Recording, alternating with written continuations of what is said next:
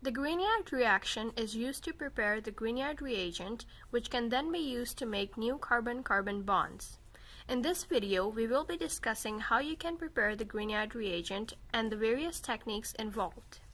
First, collect the necessary apparatus as shown here.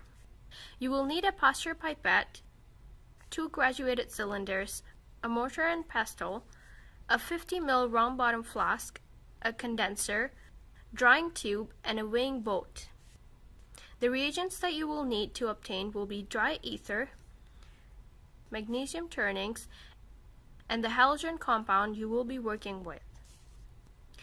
Once all the glassware is collected, ensure that all glassware is properly cleaned before starting the experiment, as the Grignard reaction is highly sensitive to impurities.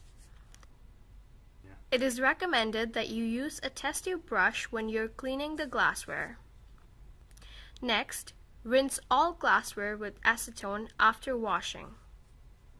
Ensure that there is absolutely no water remaining in or on the glassware, as the Grignard reaction is very sensitive to moisture. It will not proceed if it comes into contact with any amount of water, no matter how small.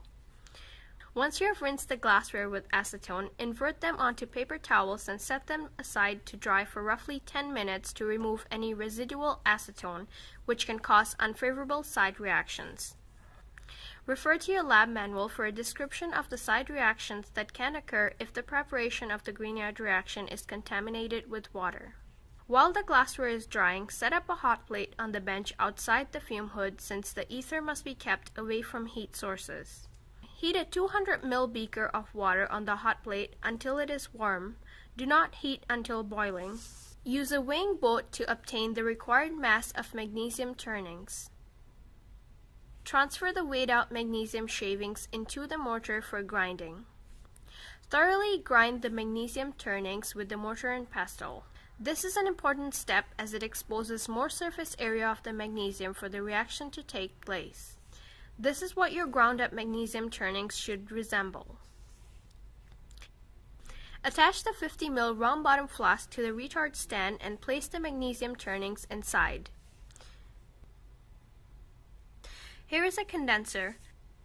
The bottom pipe is connected to the tap and the upper pipe is connected to a ring clamp which is placed on the sink. Ensure that there is a steady flow of water. Here is a bottle of dry ether. This will be utilized as our solvent. To ensure that the ether is dry, look at the sodium ribbon and ensure that it shines. To prepare a feeding solution, add the required amount of dry ether and halogen compound separately using different pipettes within a graduated cylinder. Here is a stock solution along with the feeding solution. Prepare the stock solution using the required amount of dry ether and halogen compound solutions. Ensure that you cork the graduated cylinder so that the solution does not evaporate. Once you have both solutions prepared, transfer the stock solution into the round bottom flask and quickly attach the condenser to it. At this point, you should start the water flow. Here is the experimental setup that will be used for the preparation of the Grignard reaction. The round bottom flask will be the site of reaction. The condenser will ensure that all the volatiles can be reused in the mixture, and the drying tube has been employed such that no moisture is incorporated in the reaction. While working on any experiment, please ensure that the fume hood is placed at the maximum height of 18 inches.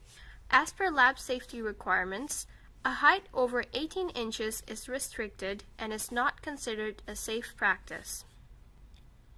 The Grignard reaction is a self-sustaining reaction once it is initiated by a source of heat. Bear in mind that the heat source must be subtle. The source should be warm enough to initiate the reaction, but also ensure that it does not produce any side reactions. Initiate the reaction by using the heat of your palm.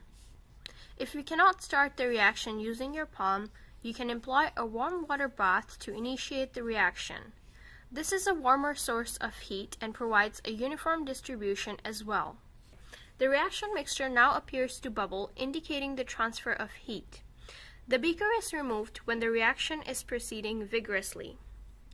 See whether the reaction is self-sustaining or whether the solution turns from colorless to gray. Once you remove the warm water bath and observe that the reaction is self-sustaining, dry the bottom of the flask using a paper napkin. The solution should appear colorless at this point. Here is a bottle of iodine crystals. If you're unable to initiate the reaction using the previous techniques mentioned, these crystals can be used to initiate the reaction. The iodine replaces the halite from our halite compound, and this facilitates the reaction to initiate. Obtain the crystals using a scupula so that the tip of the scupula is covered. Transfer the iodine crystals to the reaction mixture.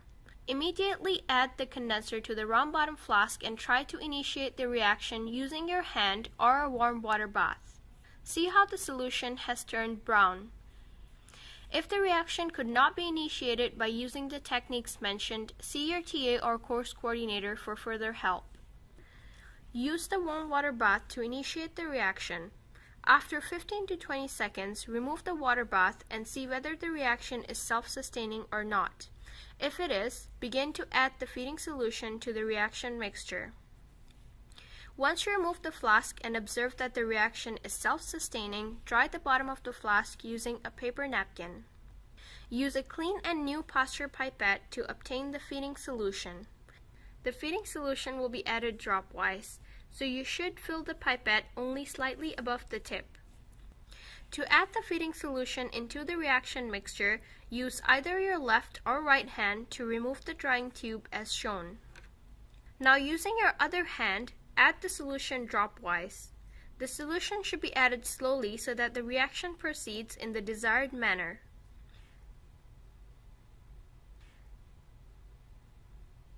Once the feeding solution has been added, immediately reattach the drying tube to the condenser using both hands. Use one hand to hold the condenser and the other to fix the drying tube. Using both hands allows stability in inserting the drying tube. Keep on adding the solution dropwise until the feeding solution is over. Wait for the reaction to proceed for 10 to 15 minutes after that. At the end of the reaction, the solution is expected to appear milky white or gray. Disassemble the apparatus and cork the round bottom flask and let it cool at room temperature for about 5 minutes.